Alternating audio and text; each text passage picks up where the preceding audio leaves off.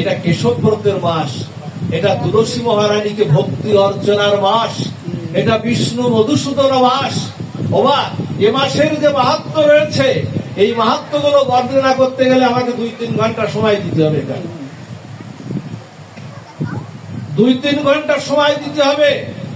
এই মাসে একটু বলে যায়, এই মাসের যে তত্ত্বগুলো একটু সংক্ষিপ্ত আমরা একটু বলে যাই। এই মাসে তো অক্ষয় তৃতীয়া, আগামী 27শে বৈশাখ, 10ই মে অক্ষয় তৃতীয়া ব্রত। যে যতটুকু পারেন সাধুসঙ্গ করবেন, ভগবানের সেবা অর্চনা করবেন। কারণ অক্ষয় তৃতীয়া মানে গোবিন্দ শ্রীহরি নারায়ণ বসে আছেন। ওই দিন যতটুকু যা করবেন,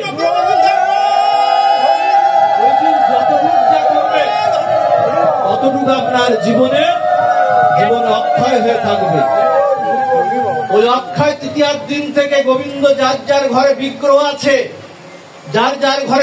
আছে, বিগ্রহকে একটু চন্দন লাগাবেন। যদি বিগ্রহ না থাকে, গোপাল থাকুক, গৌর হরি থাকুক, রাধা মাধব থাকুক, যে বিগ্রহ থাকুক, ওই অক্ষয় তৃতীয়ার দিন থেকে 21 দিন পর্যন্ত চন্দন লাগাবেন।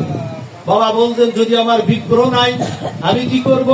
আপনার চিত্রপট যদি থাকে, চিত্রপটেও চন্দন লাগাবেন, ভগবানকে শীতলতা দেবেন। কারণ এই দিনই আমার মাধবেন্দ্র পরিপাদ, ঈশ্বর পরিবাদের গুরুদেব চৈতন্য মহাপ্রভুর গুরুদেব হলেন ঈশ্বর পরিপাদ, আর ঈশ্বর পরিবাদের গুরুদেব হলেন মাধবেন্দ্র পরিপাদ। এই দিন মাধবেন্দ্র পরিপাদ আমার গোপালের অঙ্গে, সেই গোপীনাথের অঙ্গে চন্দন লাগিয়েছিলেন। 21 দিন পর্যন্ত চন্দন দেবেন। সন্ধ্যার সময় চন্দনটা আবার মুছে পরের দিন সকালে আবার চন্দন যাত্রার দিন। এই বৈশাখ মাসে সত্য যুগের আবির্ভাব হয়েছিল। এই বৈশাখ মাসে গঙ্গা দেবীর, যে গঙ্গাকে ভাগীরথীকে ভগবান শিব শঙ্কর মাথায় ধারণ করেছিলেন। ভগবান শঙ্করের মাথার থেকে প্রবাহিত হয়েছিল এই ধারা দামে 2500 কিলোমিটারের বেশি এই গঙ্গা প্রবাহিত হয়ে আছে আমাদের ভারতবর্ষ সহ।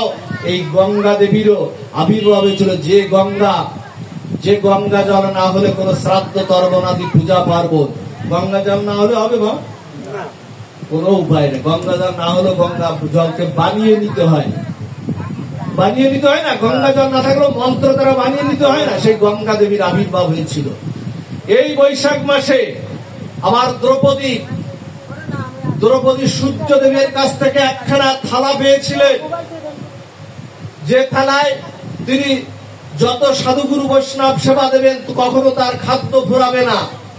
এই বৈশাখ মাসে মহর্ষি কৃষ্ণ, দ্বৈপায়ন বেদব্যাস আমাদের পঞ্চম বেদ রূপে, যেটা মহাভারত আমাদের আছে সামনে, সেই পঞ্চম বেদ রূপে মহাভারত রচনা শুরু করেছিলেন, যা আমাদের গণেশ সর্বসিদ্ধিদাতা, সর্বমঙ্গলজনক। এই গণেশ, এই বৈশাখ মাসে একটু গণেশ পূজাও আপনারা করবেন। কারণ সর্বসিদ্ধিদাতা, সর্বমঙ্গল প্রদায়ক সেই সিদ্ধিদাতা গণেশের আবির্ভাব হয়েছিল। সেই গণেশের পূজাটাও করবেন। তিনিই তো সমস্ত লিখেছিলেন, তিনি ব্যাসদেব বলেছিলেন। আর গণেশ সমস্ত গ্রন্থ লিপিবদ্ধ করেছিলেন। গীতা, ভাগবত, মহাভারত, বেদ, পুরাণ আদি সবকিছু গণেশ লিখেছিলেন। এই বৈশাখ মাসে জবের সৃষ্টি হয়েছিল। যে জব ব্রাহ্মণ বৈষ্ণবকে দান করলে আপনার মহাপুণ্য হয়, এই বৈশাখ মাসে সেই জবের সৃষ্টি হয়েছিল। এই বৈশাখ মাসে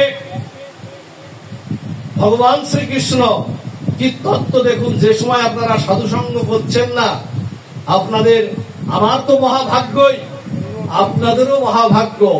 এমন সাধুসঙ্গ এমন মাসে, এটা সব সময় হয় না। এই বৈশাখ মাসে ভগবান কৃষ্ণচন্দ্র তার মথুরা লীলা শেষ করে দ্বারকায় প্রবর্তন করেছিলেন। এই বৈশাখ মাসে পরম ভক্ত সুদামা, পরম বৈষ্ণব, পরম ভক্ত সুদামার সঙ্গে ভক্ত ভগবানের মিলন হয়েছিল। এই বৈশাখ মাসের এই অক্ষয় তিথি, আর এই বৈশাখ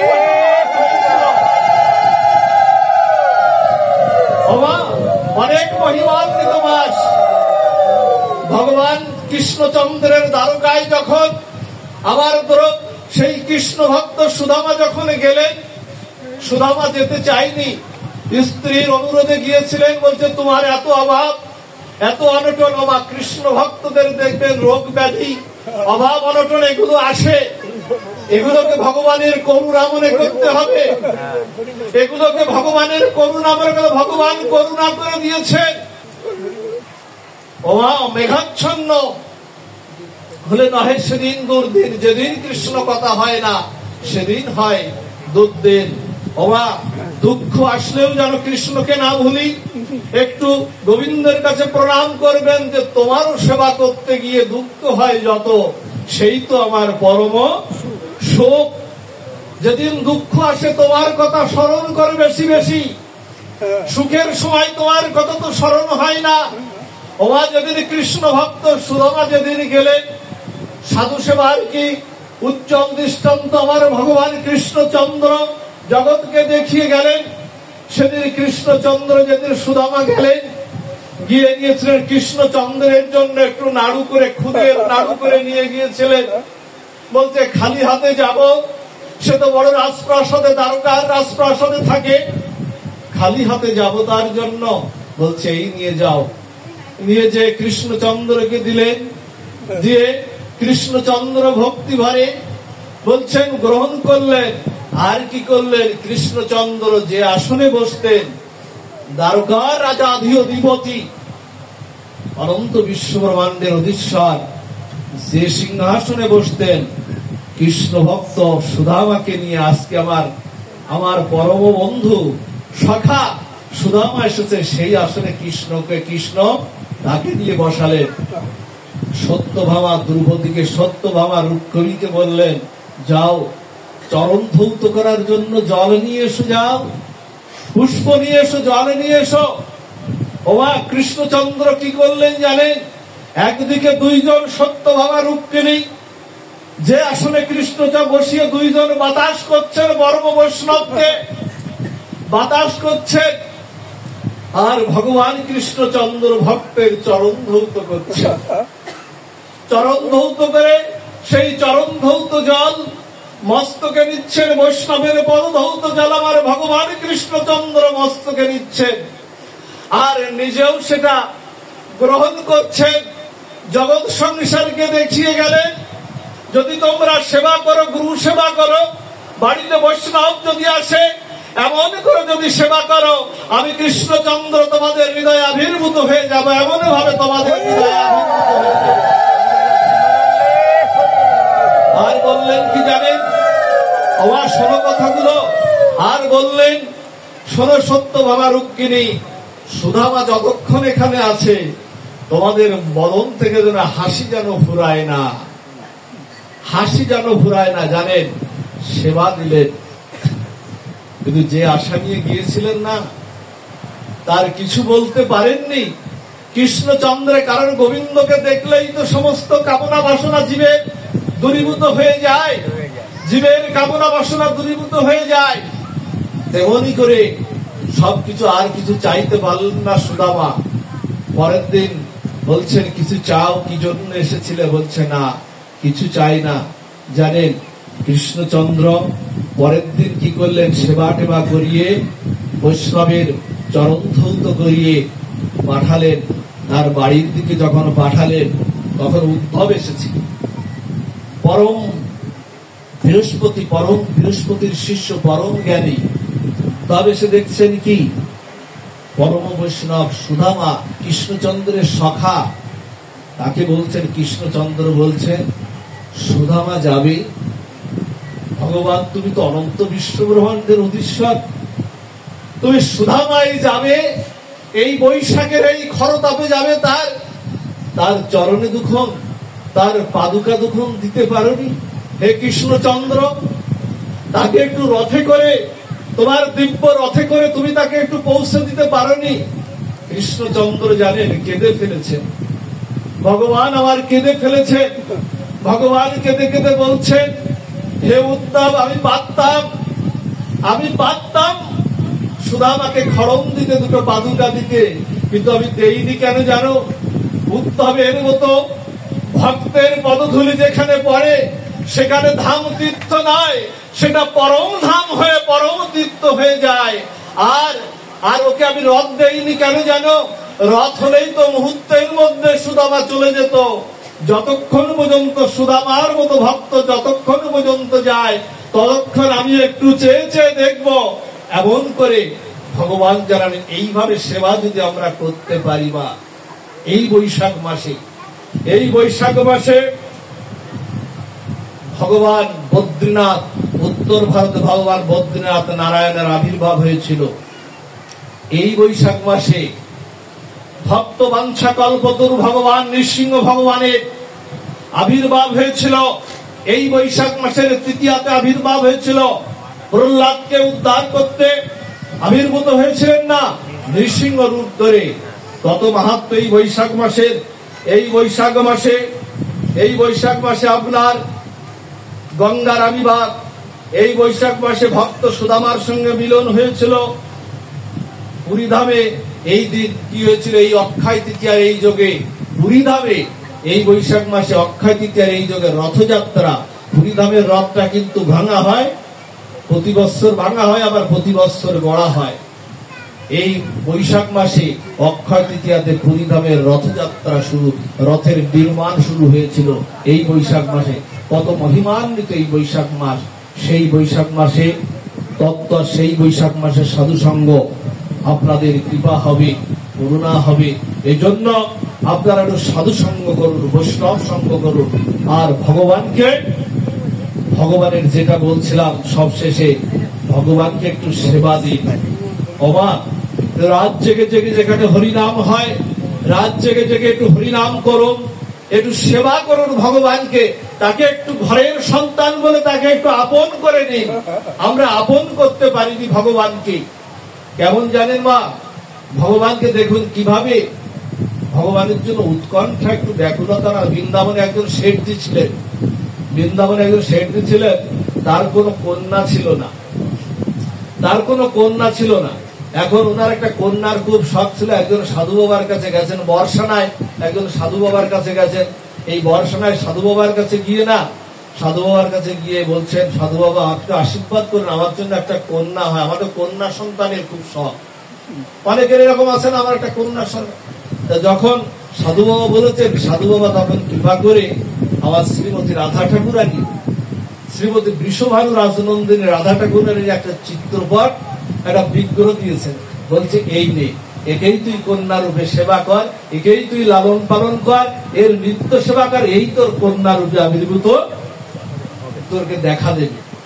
এখন সাধু বাবা সেবা করে, রাধারানীর এভাবে সেবা করে, নিত্য সকাল বিকাল, মানে দুপুরে সেবা করে, রাত্রেও সেবা করে। শেঠজি ব্যবসা বাণিজ্য থেকে সেবা করে। সেবা করতে করতে বৃন্দাবনের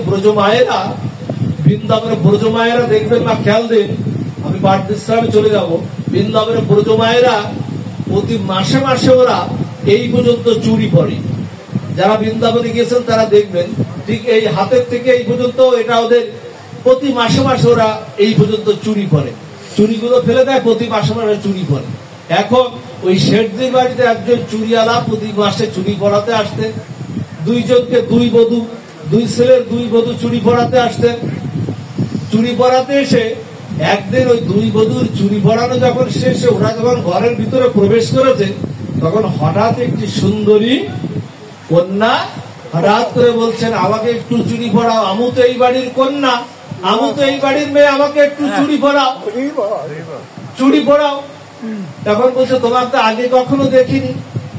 তোমাকে। আর ওই রাধারানীর তো দিব্য অঙ্গ কান্তির জোতে না, ওর সেই শ্বেত কম্প পুলক অশ্রু, ওর যে অষ্টসাত্ত্বিক ভাব বিকার শুরু হয়ে গেছে।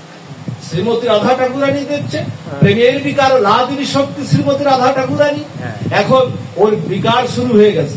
হাতটা যখন স্পর্শ করেছে, ওর তখন হাত পা বলছে, আমি জীবনে কতজনকে চুরি করিয়েছি, যে এরকম ভাব তো হয়নি। ভিতরে অশ্রুপাত, নয়নে অশ্রুপাত হচ্ছে, শ্বেত কম্প পুলক হচ্ছে। বলছে এরকম হয়নি তো, কে তুমি? বলছে আমি এই বাড়ির কন্যা, শেঠজির কন্যা।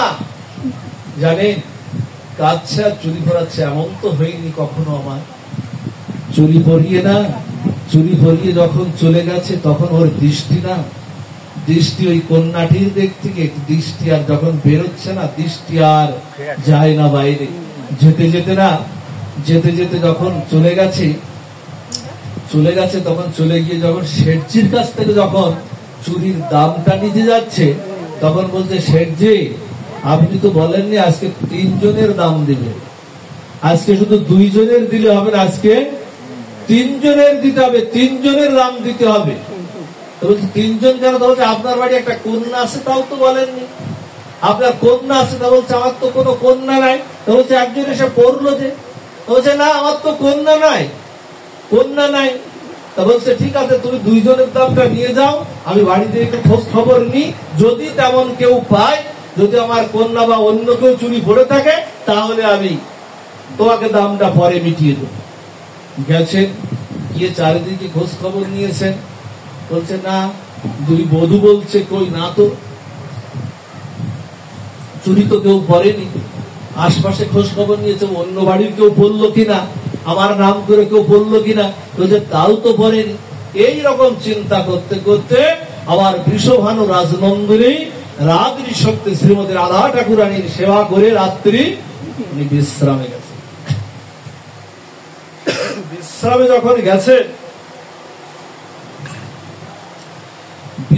যখন গেছে তখন রাত্রে শ্রীমতী রাধা ঠাকুরানী প্রকট হয়ে ওকে স্বপ্নে বলছেন, আমাকে এখনো আপন করতে পারোনি না, তোমার ঘরের এখনো মনে করতে পারোনি। আমরা যেন এরকম মনে করি, তুমি তোমার দিয়েছিল সাধু বাবা তোমাকে, কিন্তু তুমি আমাকে এখনো তোমার নিজের মনে করতে পারোনি। তুমি বিগ্রহ রূপে আমাকে রেখে দিয়েছো, আমি কি তোমার কন্যা রূপে এসেছি তোমার সেবা নিতে। তুমি আমার পিতা, তোমার সেবা নিতে কন্যা রূপে এসেছি, কই আমাকে তো তুমি আপন করতে পারোনি। ওই চুরিয়ালার চুরিটা আমি পড়েছি, আমি তোমার কন্যা রূপেই আমি পড়েছি, ওর দামটা মিটিয়ে দিও, আমি তোমার কন্যা রূপেই এসেছি। হঠাৎ করে যখন স্বপ্ন ভঙ্গ হয়ে স্নান করে মন্দিরের ভিতরে গিয়ে প্রণাম করে ভৃত্যকে বলছেন, চাকরকে বলছেন, এই গাড়ি বের কর, আমি যাব সেই চুরিয়ালার বাড়িতে যাইলেন। ছুটে চলে গিয়ে চুরিয়ালাকে উঠিয়ে চুরিয়ালার চরণে গিয়ে পতিত হয়ে বলছেন, আমার ঠাকুরানী, আমার কন্যা আমার গৃহে এসেছে, আমার এই কৃপাটা হয়নি, আজকে তোমার কৃপা হয়েছে, তোমার কৃপা হয়েছে, আমার কৃপা হয়নি, তুমি আমাকে একটু আশীর্বাদ করো, তুমি আমাকে কৃপা করো। তাকে একটু আপন করে নিতে হবে, ভগবানকে নিজের ঘরের লোক ভাবতে হবে। যদি সংসারে 4 জন হন না, মা, বিগ্রহকে কখনো আপন করতে আমরা পারিনি। যদি 4 জন হন, 4 জন হলে বলবেন আমার পরিবারের লোক 5 জন, কোনো কিছু নিজের বলে দাবি করবেন না, বলবেন আমার গোবিন্দের ঘর, সবকিছু আমার গোবিন্দের, এটা সবকিছু। বলছেন তুমি যাহা কিছু করো, গীতায় বলছেন না, যত করুষি স্নান আসি যজ্জু হসি তদাসি যত তপস্যাসি কন্ত তৎপুরুষ মদোর্পনম। এই জন্য মা বলছেন তুমি যাহা কিছু করো, যাহা কিছু খাও, হোম করো, যজ্ঞ করো, তপস্যা করো, দান করো, ধ্যান করো, সকলেই আমাতে অর্পণ করো। আমার বলিতে কিছু নাই তো হরি, সকলই তোমারই দান, কি দিয়ে বুঝিব ভগবান তোমারে আমি। কিছুই নাই বলতে পারবে দাদা, এখানে কেউ কিছু আমার বলতে কিছু, আজ যা তোমার ছিল গীতার সারাংশে, কাল তা অন্য কারো, পরশুদিন সেটা অন্য কারো, পরিবর্তনই জগৎ সংসারের নিয়ম। এই জন্য তাকে একটু ভালোবাসো মা। দেব দুর্লভে মনুষ্য জন্মটা পেয়েছো শুধু বাবা মার আনন্দ ঘন মিলনের জন্য তোমার জন্ম হয়েছে তা নয়, গোবিন্দ করুণা করে তোমাকে জন্ম দিয়েছে, গোবিন্দ করুণা করেছেন, তাই এই ভজন সাধনের এই দেহটা পেয়ে যদি শুধু কামনা বাসনা অর্থবিত্ত বৈভাবে যদি কাটিয়ে দাও, কি বলবে? শাস্ত্র বলছে না, মৃত্যু যখন আসিবে তোমার দুয়ারে, কি দিবে তাহারে? শাস্ত্র তো বলছে মৃত্যু যখন আসিবে তোমার দুয়ারে, মৃত্যু তো আসবে, তুমি যত যাই হও, মৃত্যু যখন আসিবে তোমার দুয়ারে, তখন কি দিবে তাহারে? যদি সাধুসঙ্গ করতে পারো তাই দিতে, হরিনাম করতে পারো সেটা। এই জন্য মা একটু ভজন করো, রাত জেগে জেগে একটু হরিনাম করো। বৃন্দাবনে কি হয়েছে জানো মা? একটু ব্রজলীলায় বৃন্দাবনে ওই যে মায়েরা ননিসানা সন্ধ্যের ব্যস্ত না, ননিসানা সন্ধ্যের ব্যস্ত না, দেখবেন ওরা ঘোল ঢোল ব্যস্ত। সকাল হলে মথুরায় নিয়ে ঘোল ঢোল ব্যস্ত, ঘোল ঢোল বেছে না, ওরা দেখবেন কেউ বলছে ওদের ভাবটা, এবং ওরা সবসময় কৃষ্ণ চিন্তা করতো। গোপীরা বৃন্দাবনে কৃষ্ণ চিন্তা ছাড়া নাই, গোপীরা ঘোল বেচছে এরকম দেখবেন। বলছে কি, ঘোল নেবে, দধি নেবে মাথায় দিয়ে, দধি নেবে, দুগ্ধ নেবে, ঘি নেবে, মাখন নেবে, আবার দু একজন বলছে কানাই নেবে, মাথায় রয়েছে দধির ছানা, দুগ্ধের সেই হাড়ি। আবার দুই একজন ভাবটা কৃষ্ণ গোপালের চিন্তা করতে করতে এমন বা বলছে দধি নেবে, দুগ্ধ নেবে, কেউ কেউ বলছে কানাই নেবে, গোপাল নেবে। কি ভাব! আবার ওর মধ্যে প্রবেশ করেছে একজন বলছে ঘুম কিনবে, ঘুম বেচবে। এই দুইজন আলাদা ঢুকে গেছে ওর মধ্যে। কেন? সবার ওই দধি ছানা দুগ্ধ সব বিক্রি হয়ে গেছে, এখন এই ঘুম কেনা বেচা আর হয়নি। তা বলছে দুইজন বসে আছে, বলছে আরে সখী, আরে সখী, বলছে তুই ঘুম বেচবি কেন? আমাদের তো ঘুম বেচা কিনা হলো না, তা তুই ঘুম বেচবি কেন? আর তুই বা ঘুম কিনবি কেন? তা বলছে সখী, আমি ঘুমটা বেচবো এই কারণে কারণ ললিতার কাছে বলেছিলাম, হে ললিতায় বিশাখায় চন্দ্রাবলী, ভগবান কৃষ্ণ চন্দ্র তো প্রতি কুঞ্জে দ্বারে দ্বারে, প্রতি কুঞ্জে একদিন যায়, আমার কুঞ্জে একটু দিবি একদিন, ভগবানকে আমি সেবা করব, তার চরণ সেবা করব, মালা পরাবো তাকে। ললিতা চন্দ্রা বলে বলেছিল আজ তোর কুঞ্জে যাবে, তুই কুঞ্জ সাজিয়ে বসে থাকিস। কীর্তনে আছে না, তোমরা কুঞ্জ সাজাও রে, আজ তোমার কে প্রাণনাথ আসিতে পারে। এই জন্য আমরাও যেন কুঞ্জ সাজিয়ে প্রতিদিন বসে থাকি, ভগবানকে নিবেদন করে যেন প্রতিদিন। তুলসী পত্র যে নিবেদনটা নিবেদন না, হৃদয়ের নিবেদন চাই, হৃদয়ের ভিতরের নিবেদনটা চাই। এই মনে আসমন দিয়ে বেরিয়ে আসলাম, প্রভু এই মনে ঢুকলো। কুঞ্জ সাজিয়ে বসে থাকতে হবে, প্রাণনাথ আসতে পারে। জানেন, যখন সাজিয়ে বসে আছে, আজ প্রাণনাথ আসবে, জানেন মালা নিয়ে বসে আছে, চরণ ধৌত করবে, সবকিছু অগ্নি চন্দন নিয়ে বসে আছে, আমার প্রভুকে সাজাবে, আজ আসবে। হঠাৎ করে না আস্তে আস্তে ঘুমটা এসে গেছে। ঘুম যখন এসে গেছে, কৃষ্ণচন্দ্র ওই ঘুমের মাঝে এসেছিল আমার প্রভু। প্রভুর রাঙা ছেঁড়া চরণটা ধুলার মাঝে অঙ্কিত করে ফিরে গেছে আমার কৃষ্ণচন্দ্র। ঘুম যখন ভেঙে গেছে এই সখী, তখন ওই রাঙা ছেঁড়া চরণের পরে, চরণ ধুরির পরে গড়াগড়ি দিয়ে বলছে, প্রভু তুমি এসেছিলে, কিন্তু এই কালের ঘুমের জন্য আমি তোমার সেবা করতে পারলাম না। চেয়েছিলাম, দিয়েছিলাম, তাই প্রাণনাথকে পেয়েছিলাম, কিন্তু এই কালের ঘুমের জন্য আমি আমার প্রাণনাথকে পেলাম না।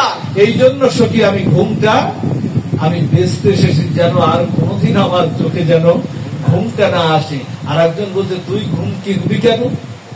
এদের দুজনের বেচা কিনা তো হয়নি, তাহলে তুই ঘুম কিনবি কেন? বলছে কি সখী, কাল না তুই তো এইভাবে পেয়েছিস, আমি তো ভাবে না।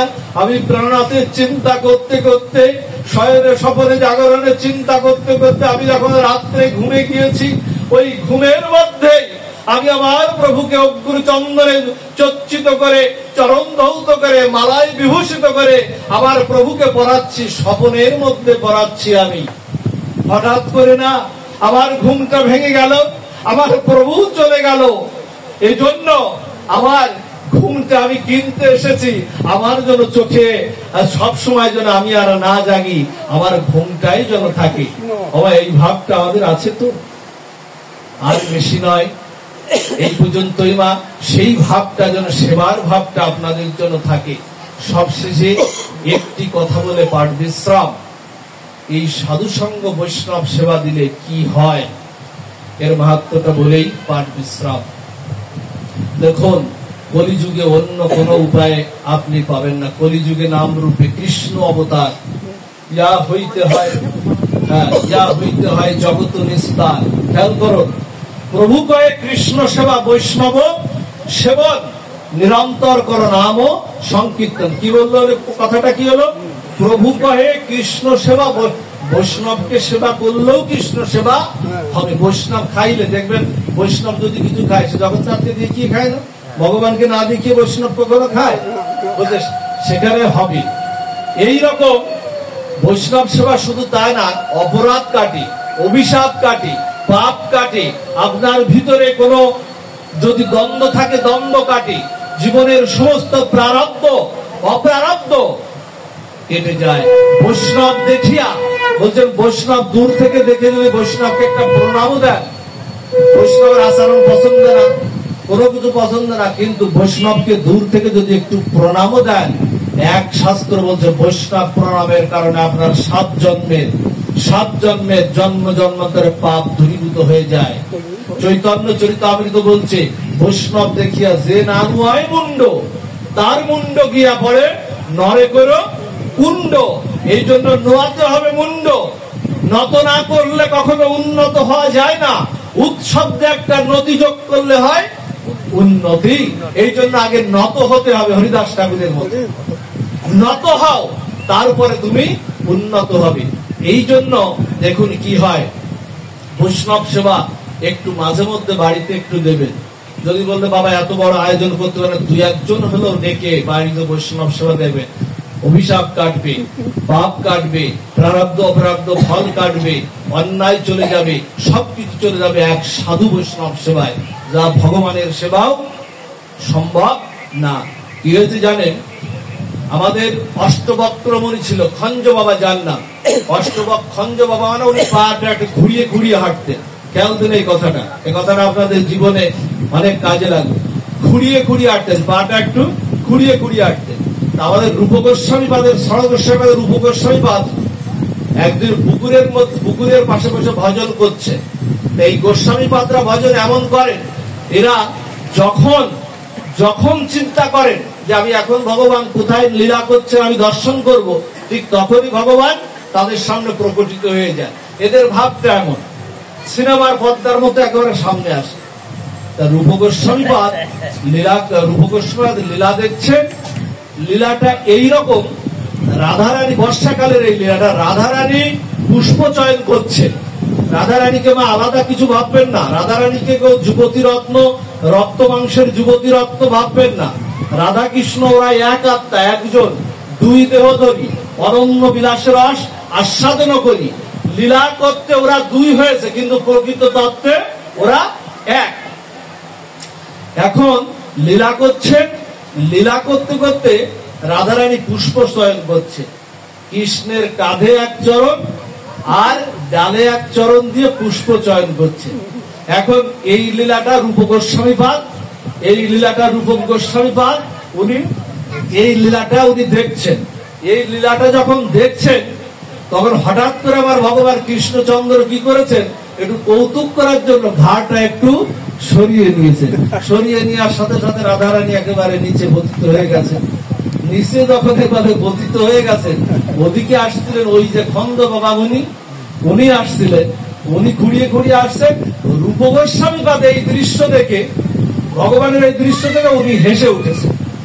হেসে উঠলে ওদিকে ওই খঞ্জ বাবা ঘুরিয়ে আসছেন। খঞ্জ বাবা মনে করেছেন যে আমার এই পঙ্গু অবস্থা দেখে উনি হেসেছেন। মনে মনে উনি অপরাধ দিয়েছেন। কিন্তু কলিযুগে একটা জিনিস আপনারা জেনে রাখুন, যতক্ষণ পর্যন্ত অপরাধ সংঘটিত না করবেন ততক্ষণ পর্যন্ত অপরাধ হবে না। এটা আমাদের সবচেয়ে বড় আশ্বস্তের জায়গা। আগে মনে মনে নিলেও অপরাধ হতো। তাই এইরকম যখন নিয়েছেন, তখন উনি মনে মনে অপরাধ নিয়েছেন। তুমি আমার এই পঙ্গু অবস্থা দেখলে, এইভাবে হাসলে, এই নেওয়ার সাথে সাথে রূপ গোস্বামী পাদ আর লীলা দেখতে পাচ্ছেন না। বড় ভাই সনাতন গোস্বামীকে গিয়ে জিজ্ঞাসা করছেন যে দাদা, আমি তো আর ভগবানের লীলা দেখতে পাই না। সনাতন গোস্বামী বলছে, কোন অপরাধ হয়েছে কি? অপরাধের কারণে এরকম হয়? তা বলছে, না দাদা, আমার তো কোনো জানা মতে কোনো অপরাধ হয়নি, আমি তো কোনো অপরাধ করিনি দাদা। কেন ভগবানের লীলা স্ফুরণ হচ্ছে না? জানতেন কথাটা? এই বাচ্চা, লীলা স্ফুরণ হচ্ছে না কেন? লীলা স্ফুরণ হচ্ছে না বলছি কি যে তাহলে ওখানে সিদ্ধান্ত আসলে এইরকম, সমস্ত বৃন্দাবনে তখন 50 জন মহন্ত ছিলেন, এখন তো বৃন্দাবনে 5,500 মন্দির, অনেক মহন্ত, তাই সমস্ত মহন্তদের 50 জন মহন্তকে ডাক দিলেন। ওখানে সিদ্ধান্ত হলো এই যে জানা অজানা অপরাধ যদি কারো হয়, আমরা অজানাও আমরা অপরাধ করি না, যে অপরাধটা আমরা জানি না করে ফেলেছি, জানা অজানা অপরাধ সেটা একমাত্র যদি সাধুদের ডেকে, বৈষ্ণবের ডেকে, যদি ভগবানের জগন্নাথের ভোগ নিবেদন করে সেই মহাপ্রসাদ যদি সাধু বৈষ্ণবকে দেওয়া হয়, তাহলে জানা অজানা অপরাধ পাপ স্খলিত হয়ে যায়। সিদ্ধান্ত যখন হলো তখন সবাইকে নিমন্ত্রণ করতে রূপ গোস্বামী পাদ বেরিয়ে গেলেন, সাধু সেবার আয়োজন করলেন। সাধু সেবার যখন আয়োজন করলেন তখন ওই জায়গায় গিয়েছেন, ওই খঞ্জ বাবার কাছে গিয়েছে। খঞ্জ বাবার কাছে গেলে খঞ্জ বাবার নিমন্ত্রণ আর গ্রহণ করছেন না। খঞ্জ বাবা ওকে দেখেই সরে যাচ্ছে রূপ গোস্বামী পাদকে, বলছে বাবা আপনি এমন করছেন কেন? কি আমার অপরাধ? আপনি আমার নিমন্ত্রণ কেন গ্রহণ করছেন না? এখন তো আমরা নিমন্ত্রণ করি, বাড়ি গিয়ে বলে আমার বাড়িতে অনুষ্ঠান আছে, একটু যাওয়া, আসলে ভালো, না আসলে আরো ভালো, এই তো ভাব আমাদের। কিন্তু আগে কি করতো জানেন? যতক্ষণ পর্যন্ত এই সাধু নিমন্ত্রণ গ্রহণ না করত ততক্ষণ পর্যন্ত তার দুয়ার থেকে উঠত না। তখন নিমন্ত্রণ আর গ্রহণ করছে না। নিমন্ত্রণ গ্রহণ না করলে চরণে পড়েছেন, চরণ ধরে পড়েছেন, বাবা অপরাধটা বলুন, কেন নিমন্ত্রণ গ্রহণ করছেন না? যখন অপরাধ যখন এরকম চরণে পড়েছেন তখন বলছে, হ্যাঁ তুমি অমুক দিন আমার এই পঙ্গুত্ব অবস্থা দেখে, যার নাম অষ্টবক্রমণি, আর এক নাম খঞ্জ বাবা, অমুক দিন আমার এই অবস্থা দেখে তুমি হেসেছিলে আমার এই অবস্থা দেখে। তখন রূপ গোস্বামী পাদ বললেন, এই তো দাল মে কুছ কালা হ্যায়, বলছে এই তো অপরাধ, এই অপরাধ উনি নিয়েছেন বলে আমি ভগবানের লীলা দেখতে পাচ্ছি না। তখন বললেন, প্রভু আমি তো আপনাকে দেখে হাসিনি, ভগবানের এই লীলাটা দেখে আমি হেসে উঠেছিলাম। তখন খঞ্জ বাবাও তো একজন মুনি, উনিও জানেন বর্ষাকালে ভগবানের এই লীলা হয়। তখন উনি বললেন যে না ঠিক আছে, তাহলে আমারই তো ভুলে যায়, ঠিক আছে যাবো তোমার সাধু সেবা বৈষ্ণব সেবায়। গিয়েছেন, ভগবানের ভোগ লাগিয়ে সবাইকে নিবেদন করে যখন সাধু সেবা দিয়েছেন, সেবা দেওয়ার সাথে সাথেই সাধু সেবা যখন পূর্ণ হয়েছে, সেবা দেওয়ার সাথে সাথে রূপ গোস্বামী পাদ বলেছেন লীলা স্মরণে, আর বসার সাথে সাথে ভগবানের সেই অনন্ত বিশ্ব ব্রহ্মাণ্ডের দিব্য লীলা রূপ গোস্বামী পাদের সামনে আবার স্ফুরণ হয়ে গেছে। এই হলো সাধু সেবা মা। সেই জন্য মা সেই সেবাটা করুন, সেই সেবা দিন। 2-1 হলেও সেবা দেবেন, বাড়িতে বছরে একবার হলে দেবেন। এতে বিপদ কাটবে, অভিশাপ কাটবে, পাপ কাটবে, রোগ কাটবে, শোক কাটবে। এটা আমি ভাগবত থেকে এই সিদ্ধান্ত আপনাদের দিয়ে গেলাম। এই জন্য সেই প্রার্থনা আপনাদের চরণে জানিয়ে জীবনটা একটু গোবিন্দ চরণে একটু বিশেষ করুন। বা সামান্য আর থাকবেন না। মাটির এই যে মাটিটা না, সামান্য এই মাটিটার কোন মূল্য আছে মা? আছে বাবা? আচ্ছা এই মাটিটা যদি একটা কুম্ভকার একটা প্রদীপ বানিয়ে দেয়, আচ্ছা এই মাটিটাই ছিল, কুম্ভকার একটা প্রদীপ বানিয়ে দিল, আচ্ছা ওই প্রদীপটা আপনি সলতে দিয়ে গোবিন্দের কাছে যখন নিবেদন করছেন, ছিল কোথায়? মাটি, হয়ে গেল প্রদীপ। নিবেদন হচ্ছে কোথায়? সচিদানন্দ বিগ্রহের কাছে নিবেদন হচ্ছে। তাহলে কি হলো? মাটি ছিল সামান্য, হয়ে গেল বিশেষ। সামান্যতে বিশেষ আছে, বিশেষ নাই, কিন্তু বিশেষে সামান্য বিশেষ দুটোই আছে। এই জন্য সবাই মা একটু বিশেষ হন, একটু গোবিন্দের সেবা করুন। আর জীবনে যদি কাউকে কিছু দিতে হয়, সে আমার প্রভুকেই দিন। তিনি আপনার দান, তিনি আপনার দানকে কখনো খেলায় হারাবেন না। জীবনে যা কিছু সবাই ছেড়ে চলে যাবে, সবাই কেউ থাকবে না, কিন্তু গোবিন্দের কাছে যতটুকু দিবেন ওই দানটা আপনার মাথায় করে রাখবে। এই শ্রীরাম বৃন্দাবনে জানেন, এই শ্রীরাম বৃন্দাবনে বলি এই কথা, শ্রীরাম বৃন্দাবনে আবার গোবিন্দ বংশী বদন করছেন। দান কিভাবে মাথায় রাখেন?